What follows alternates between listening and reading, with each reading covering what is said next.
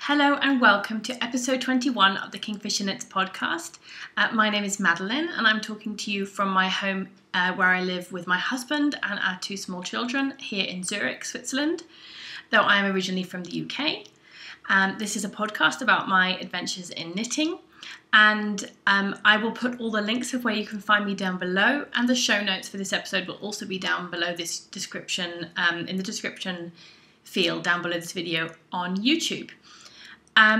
I would like to say a big welcome back to all of my previous viewers. Thank you very much for coming back to watch another episode, and also say a really big hello to all of my new viewers. We've been having quite a consistent rise in subscribers recently, which is really great. Thank you so very much for all of you who have clicked subscribe, and if you didn't yet, the button is down below if you feel like. Okay. I have a feeling this episode is going to be a bit on the short side, not because I don't have a lot to talk about. I mean, I think I have a bit less compared to last time around when I recorded, which was a couple of weeks back, but also I'm a bit short on time today, and my little son is sleeping right now, but he has a cough, and so I don't think he's going to sleep very long. Anyone who has kids will know what it's like, or yourself, to be honest, when you have to sleep and you have a cough. So I would like to jump into some admin.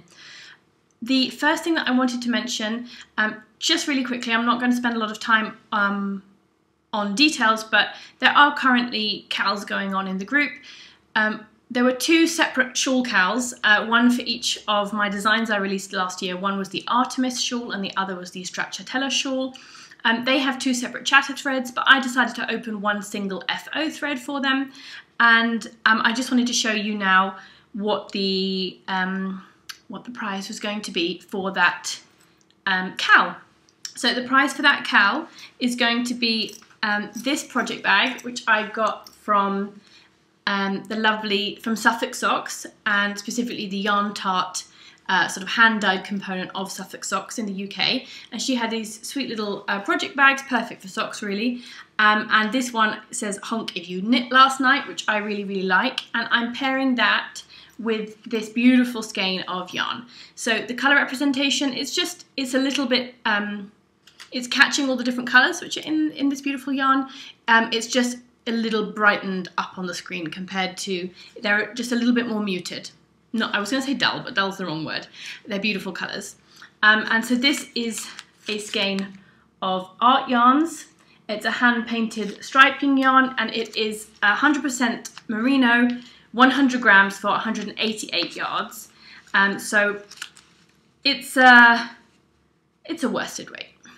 So perfect for a hat, and really beautiful colours. So that is going to be the prize for that KAL. I had, for that FO thread, I had thought that I was going to have a couple of prizes. I think that will depend if we have a sort of an influx of finished objects coming before the KAL winds up, then I will probably grab a skein from Stash or something and add that into the prize package. I add it in as another prize package, I should say. I had said I think I will wrap that KAL up at around Easter time. The other KAL, which I'm about to talk about, is going to finish at the end of March, so I think it just makes sense to have them both finish at the end of March. Just seems simpler. So both these KALs are finishing on the 31st of March. The second KAL that we have going is the Garment Firsts KAL. The idea there is that you knit a garment, an adult garment, or we had said 2 child garments would count as one entry. And the idea is to do something that you've never done before. So either your first garment, your first time using a certain type of construction, your first garment in a certain weight, your first garment using lace or cables or colour work, or what have you. We've talked about it a lot in past episodes. There's been some lovely FOs popping up now in the thread, and I wanted to show off what the prize was going to be for that KAL. Again, if we have a lot of entries, I might select another prize. This is a beautiful project bag from Fondant Fibre in the UK. It's a really generous, sized bag, really good 2-3 skein project bag, I would say, with a lovely, beautiful little heart progress keeper there on the keychain. And what I will do is I will just add in some other little goodies with this, probably a mini skein or some stitch markers or whatever inspiration I get at that particular moment. So I just wanted to show you those prizes because I've been saying that I would for a while now, and I haven't. So sorry. I would like to have more KALs going on in the future. For this, I'd really like some input from you guys. What you would like to do. I have a couple of ideas, and one of them in particular is a mixed bases KAL, and this comes to me also because next week will be the release of my Cuilithín Shawl pattern. I'm not gonna, if you want to see a lot about the Cuilithín Shawl, you can go back, but just as a quick reminder, this is one of the shawls that I've shown you in this pattern, and this is using three different yarn bases and fibre contents. This is yarn from lovely Amy of the Stranded Dye Works. I will talk about that particular pattern release in a second, but back to KALs. I was thinking that if people wanted to knit that shawl, that would obviously count towards the KAL. So the idea would be, mixing your bases. So using, I would say there are two ways, and maybe we can think about this if someone has some input, as I said, that you could either have mixing bases in terms of you comparing a fingering weight with a lace weight or a completely other weight, whatever you, there are lots of different ways to mix up bases. And the other would be to maybe still work with two fingering weights but with different bases. And I think for this I wouldn't be meaning like 100% merino paired in a shawl with a 75% 75-25 merino nylon blend. That's not the kind of thing I'm talking about. I'm talking about really mixing up the bases there. So one might be a merino wool and the other one might be alpaca or mohair, of course, which is very popular to use at the moment, or what have you. So perhaps I would have to think a little bit more about the details, but I just wanted to float that idea out there for people because I've been having a lot of fun working with mixed bases. Okay, so that is the admin-y KAL bit out of the way. I also wanted to say thank you very much for some people who left some nice comments on my last video, and also people who said that my sort of impromptu full explanation of split splicing was useful, so that's good to know. There was one thing I meant to mention last week, so I'm just going to slot it in here, and I'm sorry if it's no interest to anyone, but I had shown you, again, my arboreal sweater. This is the lovely pattern by Jennifer Steingast. You can go back to 2 episodes ago for a lot of information about this. What I just wanted to say was I've been listening, obviously, to the wonderful Eli of Skeindeer, and also Paper Tiger on YouTube, which is Diana Walla, who is a designer who does quite a lot of designing with colour work. And they have both been talking about yarn dominance, colour dominance. I'm not going to do a great big long explanation here, to be honest. Everything that Ellie has to say is of course interesting to listen to, and if you already watch Ellie, then you know that. But if you really want some good information about this, I really suggest you go and look up Paper Tiger, so Diana Walla's, especially her video on stranded colour work. Actually, probably I should just link it down below. Because it all came up, I think, also because Arne and Carlos, who are 2 very famous designers based in Norway, we're talking about how in Norway yarn dominance doesn't exist, and it just means by which I think they mean those designs are not going for the idea that one colour is going to be dominant over the other. Your tension should be even. The colour should not be super dominant. But there is, and I knew this for a long time, and I've also read about it, and I've swatched myself. I don't have any of that stuff anymore. That doesn't matter how good your tension is, depending on how you hold the 2 colours, so you should hold them in a consistent way, because the colour which is, when you're knitting, is most to your left, that's going to be the dominant colour. It doesn't matter which hands you're whether you're holding them both in the left, both in the right, or 1 and 1. Obviously 1 and 1 is very obvious which is most to the left, but whenever you're knitting, the one which is most to the left, that's going to be the dominant colour.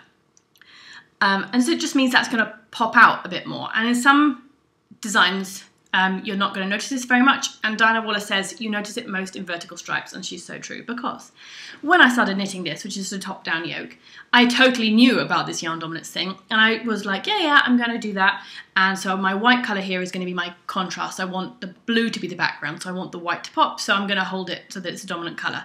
The moment I started it, I totally mixed up my left and right, and so for this first section here, which is basically vertical stripes, I was holding the blue as the dominant colour, not the white. Then I realised I switched for everything else. And you can really see when you compare the vertical stripes, so basically the stems of the leaves, in the top bit there, and then in the bottom bit there. And it's not that it looks like there's bad tension, it just, here you can really nicely see these, especially these single stitch vertical stripes, basically, which you have here. You can really nicely see them because the white colour is being held to the left, so it's the dominant colour. Instead up here, the blue colour is dominant, and it means that those white stitches are just disappearing back a bit. And so you can clearly see the effect there. So I wanted to just show that, just from my experience.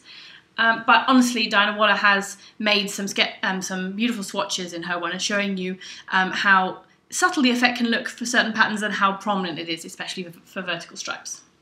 So, as sometimes things I talk about here, people tell me that was great, I didn't know about that, I'll keep mentioning things which I think might be of interest. Okay.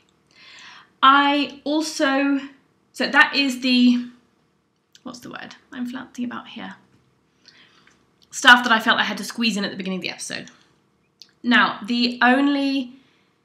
I only have a couple of bits of actual knitting to show you, but I'm quite happy with them. And I don't really have, so my first whip that I'm going to show you, which is almost an FO, is here living in my beautiful woodland project bag from Jessie Marie Makes. This I have spoken about lots, but just very quick rundown. I'm knitting this out of an Aran weight yarn. This is the discontinued base, Helena base from Posh Yarn. Posh Yarn are based in the UK, they're in Wales. They're a hand-dyed yarn company. This is 100% non-superwash merino, Aran weight. And this was the Gilly colourway, and I am knitting a sweater for my son out of this yarn, and this is also a design of mine, so which I plan to write up and release. For which you might think, I mean, in general, I don't like to design, no designers, let's say really professional designers would never design with a discontinued base.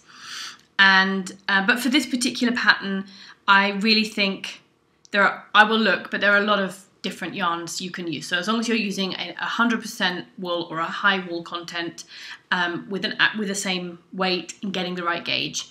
Sorry, light is changing here, so I'm suddenly looking really pale. Anyway, that's fine.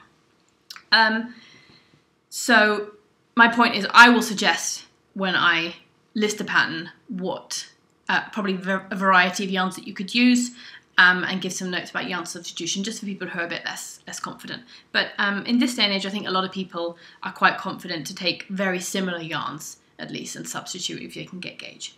Anyway, so when I showed this to you last, I had basically joined the sleeves. And this would have been totally, completely and utterly finished, blocked and done. But I've had an absolute nightmare of knitting in the past week or so. And not as though I haven't been enjoying knitting, I have been, but I've just been knitting along, making mistakes, ripping back. And I've done a lot of ripping back. So a lot of what I'm showing you has been knit 2 or 3 times. And it's just my brain. Well, in this first I made a mistake, which I told you about, and I had to rip back so I could rejoin the sleeves. And then I was knitting away and I made a little mistake, I had to rip back. And then I almost finished it, and then I was like, I'm going to make a change, rip back, which is part of designing, and that's fine. But anyway, it just means it's not quite finished because I basically have not kitchened together the underarms yet. But it is a bottom-up sweater. Obviously, it's not blocked yet, so you can't quite see it in its full glory. Starts here with just simple stockinette for the body, front and back. And then upon joining the sleeves, a texture pattern starts. So this is double moss stitch on the front here.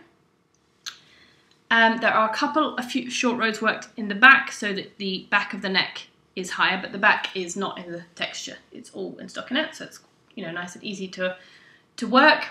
And this is the saddle shoulder shaping that I was talking about last time. So I was showing it off on my other design that I did, a baby jacket, a while back.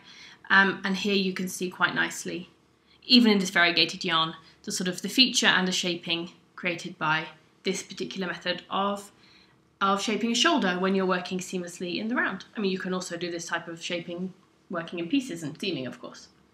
So, and on the one thing you still really can't see particularly well is the sleeve, because it hasn't been blocked and it's a cable.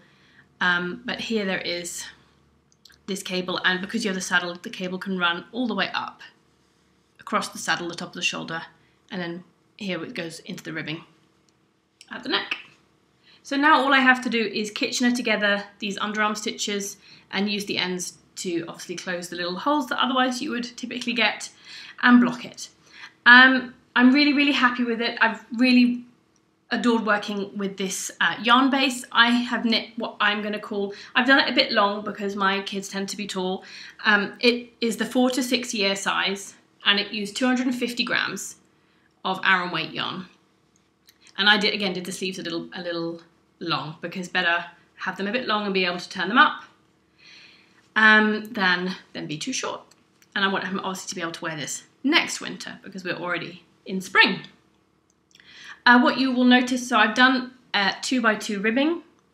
Sorry, there's an end there. And I told you a couple of times ago that I did a Italian cast on, which is a 1x1 cast on, which I then transferred into 2x2 ribbing. So you still have this nice, pretty, but very stretchy edge. So I did the equivalent at the top here, that I was doing a 2x2 ribbing, and then you convert it to a 1x1 ribbing and do the sewn tubular bind off. So I'm really, really happy with it. I will show it off to you again once it's blocked, because it's all looking as, you know how things are. They just look better when they're blocked. I could have probably grabbed the iron and given it a bit of a steam before showing it to you, but hey, that's clearly not me. So I will be talking to you about this again, but basically now I'm going to go into the writing up of the pattern phase, and yeah, at some point this will be ready and I will be test knitting and the like, and you will hear about those updates as and when. Yeah, so that's I think all I had to say about that. Let's put it back in its bag for now, as it's still not totally done. Another whip that I wanted to talk to you about, well, okay, this is an FO. I showed it to you as an FO for the last 2 weeks, but some of you, if you follow me on Instagram, may have seen on my Instagram stories that when Eli of Skeindeer released the pattern for her lovely Blåfjell sweater, which I was a test knitter for, I had mentioned last week that I had a bit of bag occurring around the neckline, and this wasn't a huge issue for me, but given that that was apparently a little issue in the pattern which testers had picked up on, she had changed how this was worked at the top. So in the final pattern that she released, things were a little different, and I just decided, well, okay, I'm going to go back and I'm going to try and do it that way, because maybe it's not going to solve the issue completely, because as I said, part of the issue is the yarn I think that I used, which I mean, it's not that you can't use it, it's the Holst, the lovely Holst Super Soft 2-ply, which is very fine, very light, and for me, maybe, I don't know, it just up here it doesn't have weight to it, as well. I explained a lot. I'm not going to go over that again. I mentioned this a lot in my last episode. So, but what I did was that was the cast on edge, so you can't. I mean, I tried to do it once when I was learning to knit and had no idea that you couldn't do this. To unravel from the cast on edge, you can't do that easily. You have to like unthread each stitch. So that's a pain. So what I did basically was I went to the last round that I had before starting the colour work. I picked up all the stitches around and then I cut and I unravelled so that the all that top bit of knitting, the collar and what was above, just came off. So I then carried on knitting and I just reverse engineered what her instructions were, which is something I'm comfortable doing. And of course, if you're now going to buy this pattern and knit this, you're not going to have to do this because you'll be knitting from the top down with the new instructions. So I'm just saying, don't freak out. This is not work that one has to do. This is, I mean, part of test knitting is that, well, of course, every designer hopes that when the pattern gets to you, there are next to no errors, and at least that there aren't errors which are going to impact a lot on the knitting, although there might be something that's less clear or something that doesn't quite make sense, so on and so forth, or typos or what have you, which may have been missed. You hope that there are not errors which mean that they have to write back, but that's part of test knitting. You may get a pattern which has a whole bit has got wrong, or one even small instruction has gone wrong, which makes the whole thing not work properly. Anyway, so I didn't mind doing this. I didn't have to do this. I chose to do this. So I've reworked these short rows now here. That's the back and that's the front. And I have, I think, worked one, no, I haven't worked any ribbing yet. So basically I'm up to the point to now reknit the rib band for the collar. and I just put it down because I really wanted to finish that sweater for my son. So I just wanted to let you know that I'd done that, and you know, I'm not totally fearless with my knitting, but I generally don't worry too much about things. You know, if I know that what I'm doing, I could rescue it if I didn't go right, then I'm fearless. If I really don't know how to do something at all, I won't totally jump in at the deep end, because I'm also a bit of a nerd, so I like to read up a bunch of information online, knitting blogs and the like, and learn how to do things. But more often than not, once I've read a bit, I think, oh, I'll give it a go.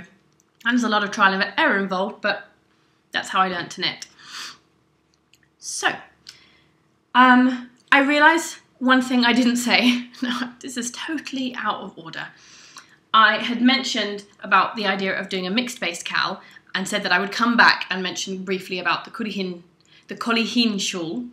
So I will just do that now because I just caught view of it out of the corner of my eye. So this shawl, shown it to you plenty. You can go back and look. I'm not going to keep banging on about it.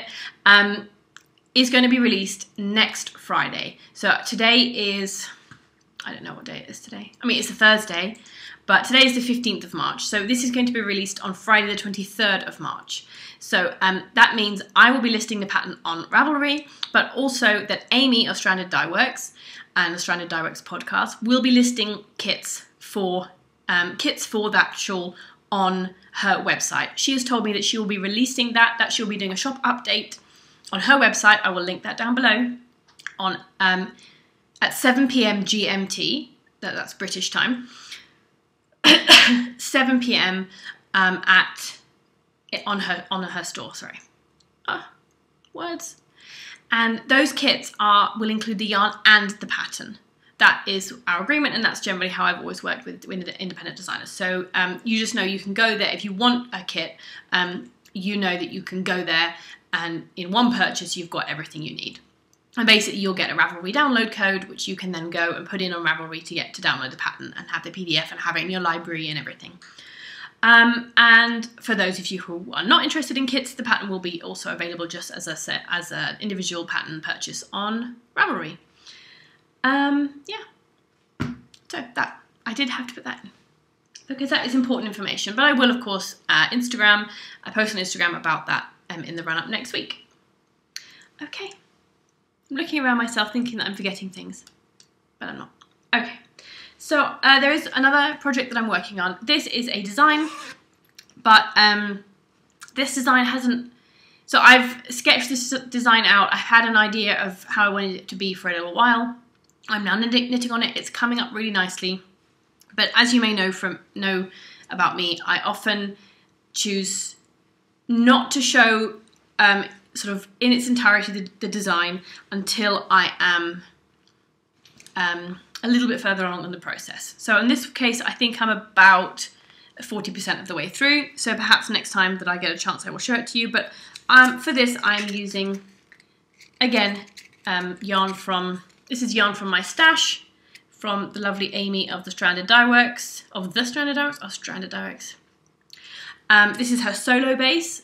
This is not a base of hers that I have worked with before, but it is 100% superwash merino single ply. I'm working with 3 colours. I'm using her eraser colourway. That is, of course, totally blown out, but hey, it's an off-white with grey, black speckles, but very subtle, not a lot of speckling. Love it. Her party dress colourway. This is basically that colour, just a little less neon, but yeah, party dress, fantastic.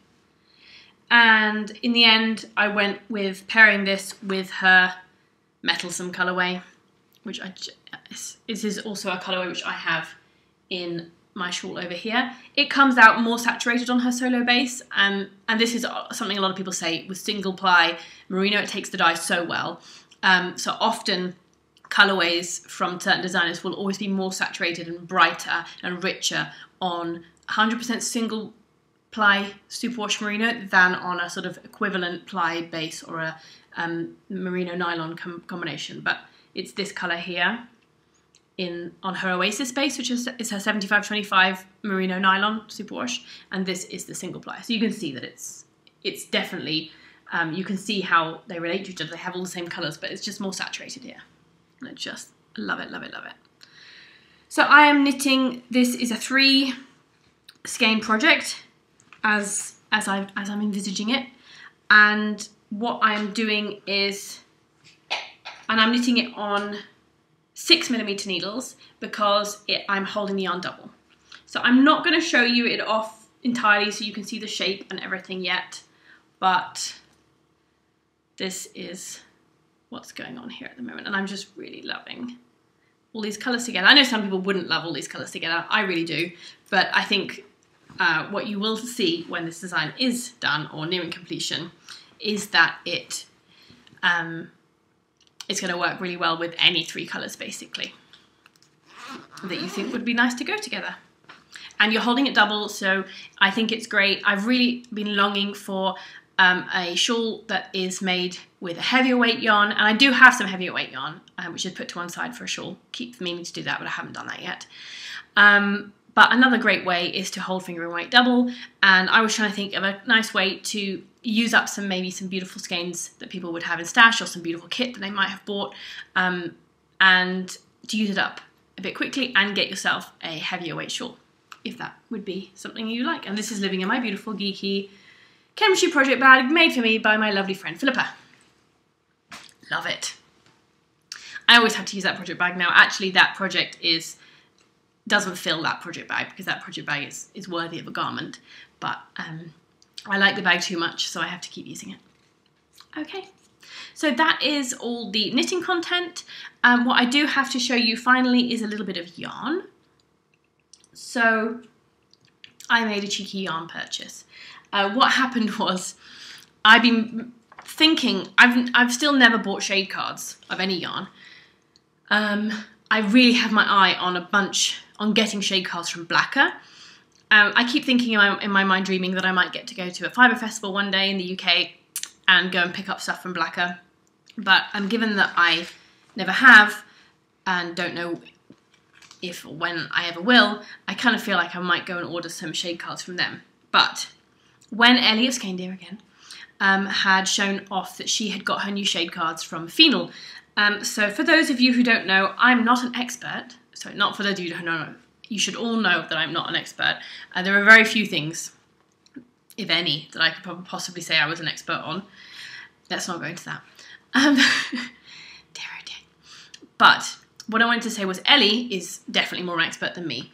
Anyway, she has educated me over the times that I've been watching her podcast. So Finull is a yarn from Rauma.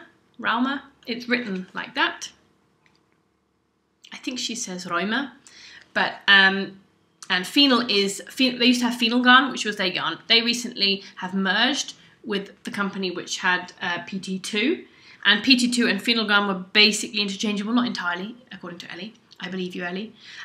But they had, a bunch of shades in the Finullgarn, and they had a bunch of shades in the PT2, and they basically had to come up with a new set of colours. So which colours they would keep from the previous ranges of each of them, and which would be discontinued, basically. Eli has a lot of opinions on this. You can go back and watch, I think, her latest, if not her latest 2 episodes back of her podcast about that. I, of course, have the bliss of ignorance. Ignorance is bliss, so I didn't know all the beautiful shades I had before. So for me, getting these shade cards is just beautiful. So she went in quite specifically into which colours weren't there and that bothered her. But you can see they still have, in my opinion, which is, of course, does not have to be the same as Eli's. I mean, it's not that I don't agree with her. She has her opinion for her reasons, that she knows more than me. But this looks like an amazing array of colours to me. You have all these sort of, monochrome at the top here. And then these more earth tones, the greens, yellows and mustards, which I'm not, I don't know. I haven't made peace with these colours yet. I see other people knit things in mustard and think they look amazing. Never in a million years do I feel like I could ever buy a mustard yarn.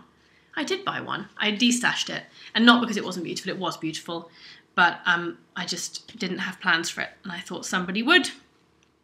Anyway, so these are my colours, obviously, down here. Oh. Anyway, so I'm really, really happy to have those shade cards because while it's not a very expensive yarn, this one, it's not super widely available, and it really helps to have colours in front of you. I plan to knit at least one colourwork sweater using this yarn at some point, and this will make it a lot easier for me to choose, because often things on screens don't look exactly the same, and it's maybe not too much of an issue when you're going for one colour and you want a grey, but if you're pairing colours with things, there are certain greys which will pop nicely against a colour and other ones which really, really won't. So anyway, and they're beautiful. My daughter was like, when they arrived, she couldn't believe it. Okay, and while I was buying those shade cards, which was from Isolde's store, they were having a sale to sell off the discontinued colours of Finullgarn, which they had. So they didn't have PT2 because they've never stocked PT2 as far as I know. So they weren't selling off discontinued PT2 colours, which I believe is especially what Ellie is after when she goes back to Norway.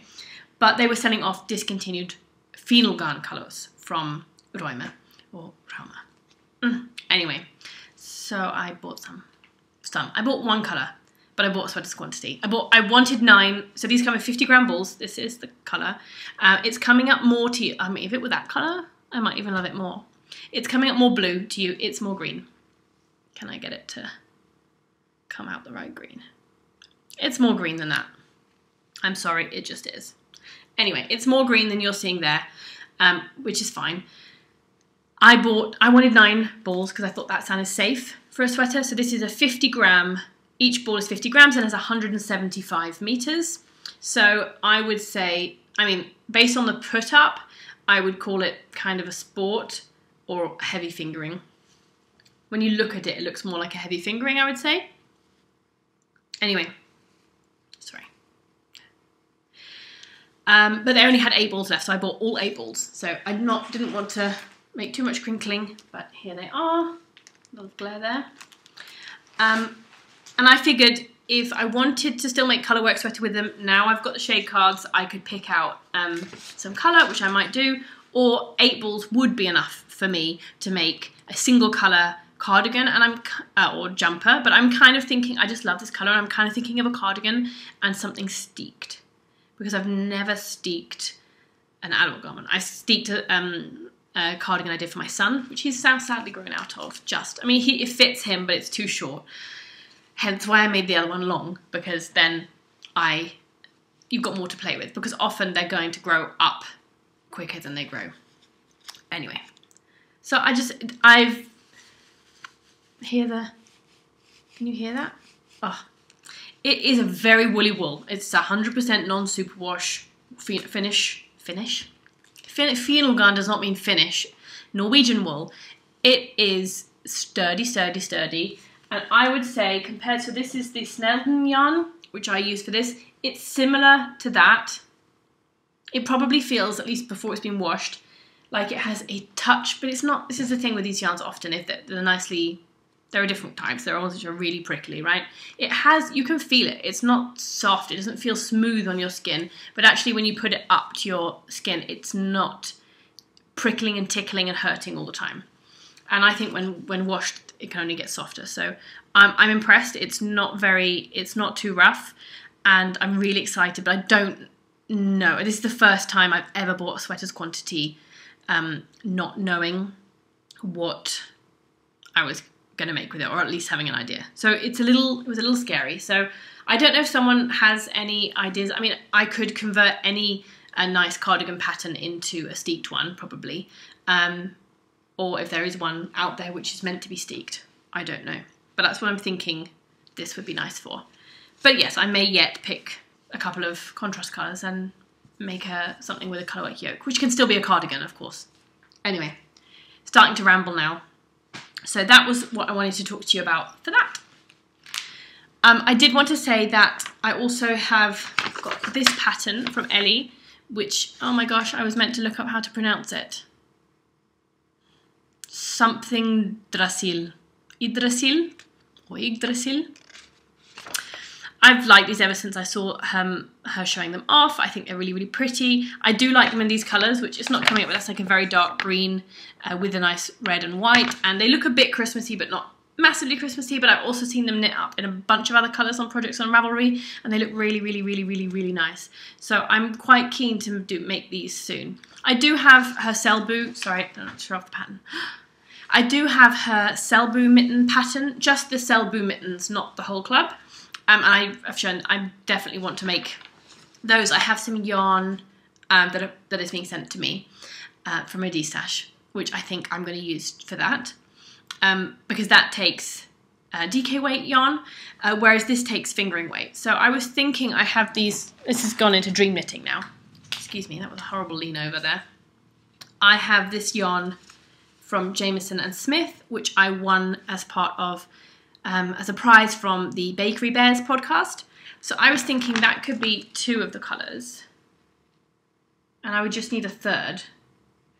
So whether I can get another ball of Jameson Smith, or yeah, I don't know. I'm not 100%. I like these yarns, this colour, so I think they'll look really nice in that pattern. I just don't have that 3rd colour. So I could maybe just adapt it and make it a 2-colour pattern. I think that would be doable, at least for knitting it the first time. So yeah, I have to have a little bit more think about that, but that's something that's been going around and around in my mind. The other thing that has been going around and around in my mind, so as you may or may not remember, I do have one garment on the needles. It is the Recoleta cardigan by Jorge Locatelli, and that is still on the needles, and that will remain on the needles for a long, long time to come, I'm sure, at least until I get the body done, which means then the lace is done, because actually the arms are just stocking stitch, so those probably aren't going to take very long, because that is an Aran weight cardigan. I haven't brought it along to show to you because, again, I've done about 2 rows. So at some point, all these 2 rows I keep telling you that I've done will add up to enough for it to be worth showing it to you again. Otherwise, I'll just show it to you once I finish the body. But I need another garment on the needles because I can't have just that, because that is involved knitting, that involves following multiple charts. And I need something, I need a garment, basically. I don't need to make excuses. I think I'm allowed to have another garment on the needles. I'm saying I am. So, again, wanting to use up things that I have bought. So I have a couple of sweaters, I think I have 2 sweaters quantities left, apart from this new one that I just bought. I'm not one for a big stash. That's a lie, I have 3 sweaters quantities, I've just remembered. Anyway, one of the ones which I bought and which I have shown to you before on this podcast, but when I first came into stash, is the this lovely yarn from the Wool Kitchen. The Wool Kitchen is in the UK. Just going to pull out the skeins. So I bought this, and I think, when time passes between decisions being made, one sometimes wonders, but this is... I have 4 skeins in this wonderful colour. This is the Heterochromia colourway. So what you may, if your followers... okay, the sun's gone in again, which I think is better, to be honest. Sorry, this is purely an experiment. Does that show off better? It's a bit better, but it's still coming out too blue. Yeah. Sorry, slight colour interlude there. If you watch Katie of Inside Number 23... she has some beautiful yarn from the Wool Kitchen, and she first knit it into one type of garment, which she ripped back, and then she's now knitting it into another one, which don't think she's shown it off as a finished item yet. I could be totally wrong. Don't think so. I think she finished the body. Anyway, that is called, the colourway she's using is called Champagne Supernova, and it's basically the same but without the grey. So like everything is like this undyed yarn with these speckles just in one, these needle speckles just in one part. So you get these, it's all this cream colour, and then you get these pops of neon. It's fantastic. And I did really like that idea, but then I saw this one, and it works up crazier because you've got not only, when you have the neon pops, you have this change to this, the cream colour, but then you've got this beautiful tonal bluish grey for the rest of it. And I really, really wanted this, and I also have really wanted to make the Radiate sweater by Jorge Locatelli. It's part of the Interpretations 4 collection, which I have. And that requires one contrast colour to be this. There is a yoke pattern here, but it's not stranded colour work. There are slip stitches involved, which makes this radiating pattern out from the neckline. So up here you have the contrast colour, and then the rest is all the main colour, and it's a DK weight garment. So this was the pop I chose from her. It's not that I don't think it would work with other things, but that of the colours, I think solids that she had available at the time, I think this one, obviously it's the same colour, is involved in those neon speckles. So I kind of feel like I need to wind up at least one ball, at least this colour and one of the main colour to swatch and see before I get fully into it if that does work in the way I thought it would. Otherwise I'm going to have to think of something else. But something else would probably just be some kind of nice jumper, and maybe using this for the bands, you know, cuffs, hem and neckband. But I still really like the idea of this being a radiate, and I desperately want a radiate sweater.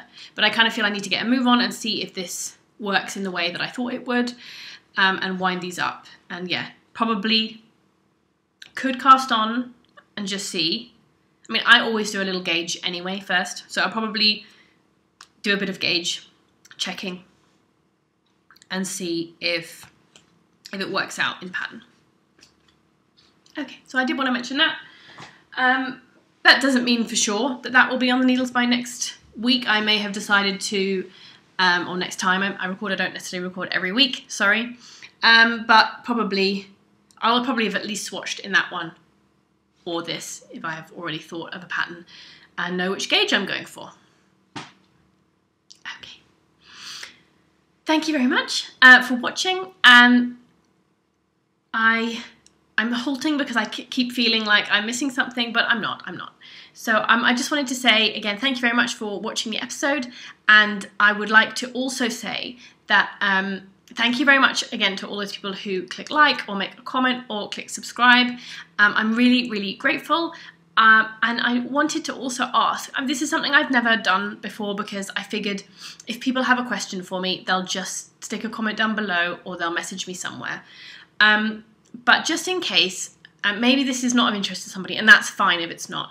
But if anybody had ever thought that they would like there to be an Ask Questions thread in the Ravelry group, I didn't mention we have a Ravelry group. We have a Ravelry group, but I mentioned we have KALs, and that's where the KALs are going on. It's all linked below. That I wanted to say, if you do want a questions thread or something like that, then I'm very, very, very much open to that. We can open a questions thread, or you can just go away and open one. That's fine. If you're someone who has a question for me, just name it accordingly in the group. Yeah, I think what I might do actually is open an introductions thread. I know many podcast groups have them, and I don't know why I never did one, to be honest. I kind of, again, just thought that if people want to introduce themselves, they just will somewhere, but maybe it helps there to be a place for that to happen. So, yeah, I'm just going to go ahead and open an introductions thread, and that's not something you have to do, but I like that the community aspect of podcasts. I'm involved in so many different podcast groups. I've met people that way, maybe not in person because I'm a bit isolated out here in Zurich, but I've met people through podcasts who now I chat with on Instagram or even on WhatsApp, and it's really nice. So I want you to feel that if you want to make a community, be part of the community of this podcast, you can be. So I think I'm going to go ahead and open an introduction thread in the Ravelry group. Okay, that's enough. I hope that wherever you are, you've been having a really nice start to spring. Spring has definitely sprung here in Zurich. It's not super warm, but we're having days where the sun comes out and it feels quite a bit warmer, and we've got flowers and crocuses and daffodils and snowdrops everywhere, which is really, really beautiful.